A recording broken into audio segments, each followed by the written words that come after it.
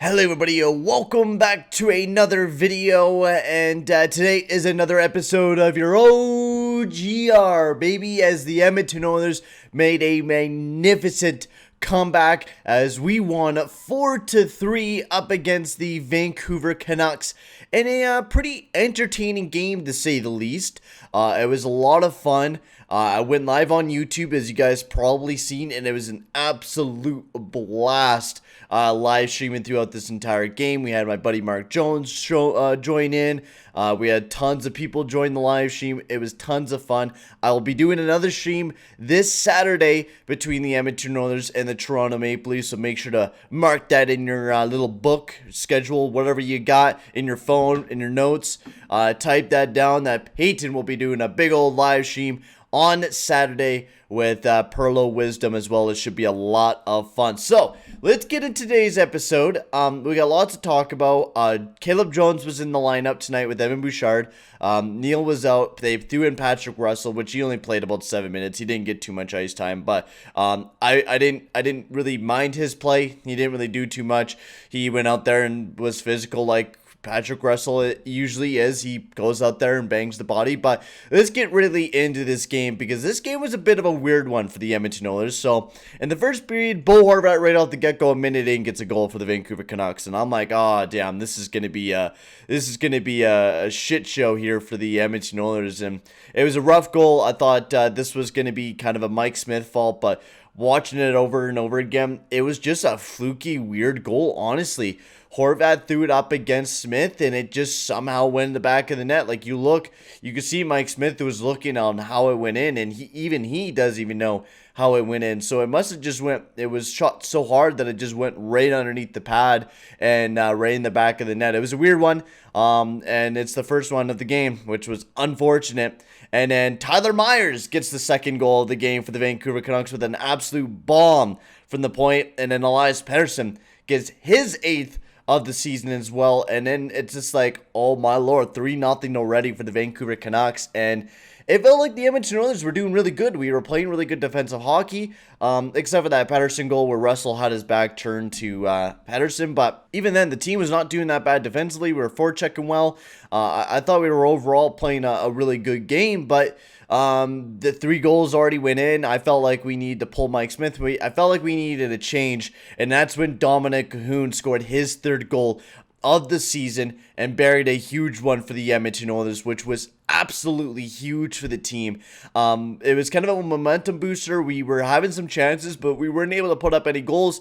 Dominic Cahoon getting a little bit of a fluky one. It was a nice hard shot. Kind of went through Demko.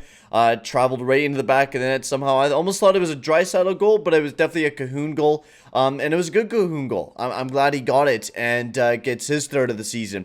And then nothing in the second period. There was a bunch of posts, my lord.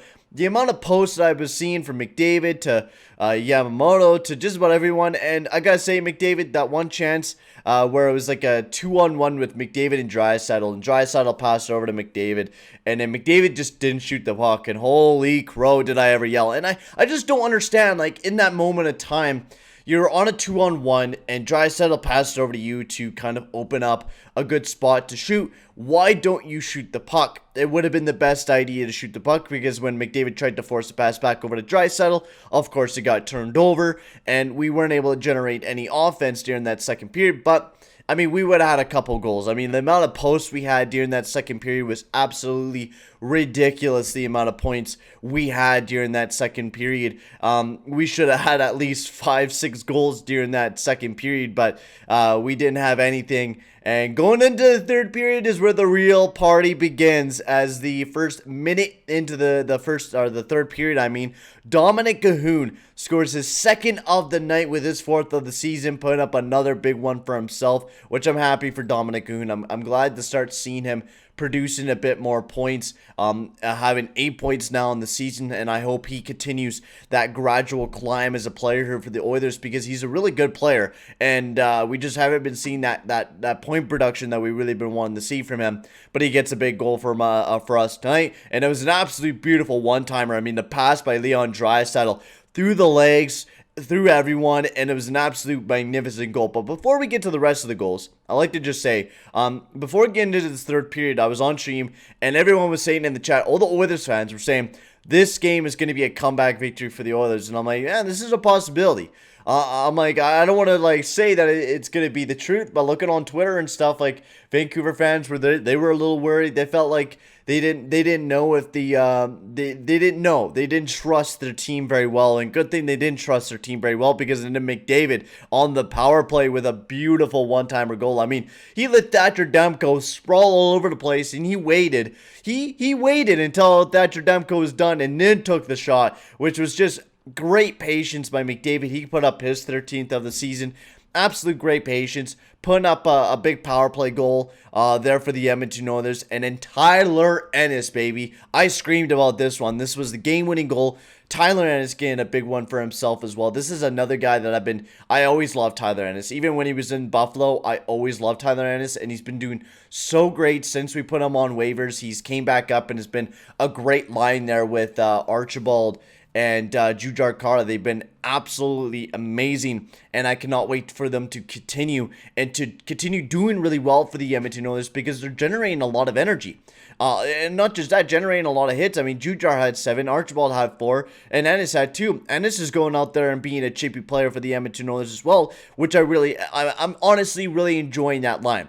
Even the top 6 lines actually did very well tonight. I felt 5-on-5, I thought it was one of our strongest games. The first period, I felt like the Vancouver Canucks did a very good job of maintaining us 5-on-5, especially not too bad in the second period. I mean, we had way more chances in the second period. Vancouver slowly started making more mistakes over the game, and it started translating more and more mistakes throughout the game. And then, of course, the dumb penalties by Vancouver, the 2 dumb penalties, especially the Tyler Myers one that practically killed off the rest of the time. But it was a big game there for the Edmonton Oilers. Lots of positives to talk about. Mike Smith going 5-0 for the first time in his career. He had a really good game, but for the first 3 goals. After that, he was stellar. He had a shutout for the rest of the game. He was the main reason why we stayed in this game, is that we got really, really good goaltending. And not just that, we played really well defensively. The Chris Russell and Larson pairing, I think is one of our not best defensive pairings, because I think if we were to go, for example, pick up Ekholm and have Ekholm Larson, I think that would be one of our best defensive pairings without a doubt. But a nice defenseman pairing between Chris Russell and Larson, without a doubt. Larson's been doing great lately, and I hope he continues doing great. Barry Nurse, I mean, except for the fact that Barry gets his ankles broken 24/7, he was doing really good. And Evan Bouchard and Caleb Jones, I think, was one of the more positives out of the night.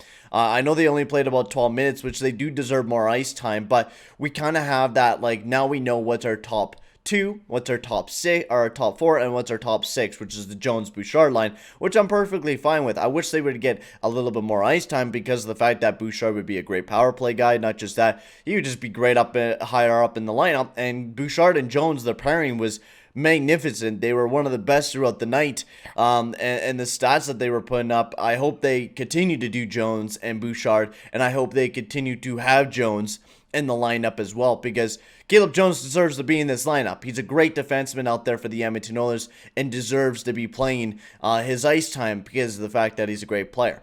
But the Edmonton Oilers put up their 4th win in a row, which is absolutely massive for us. We're getting closer and closer to the Toronto Maple Leafs.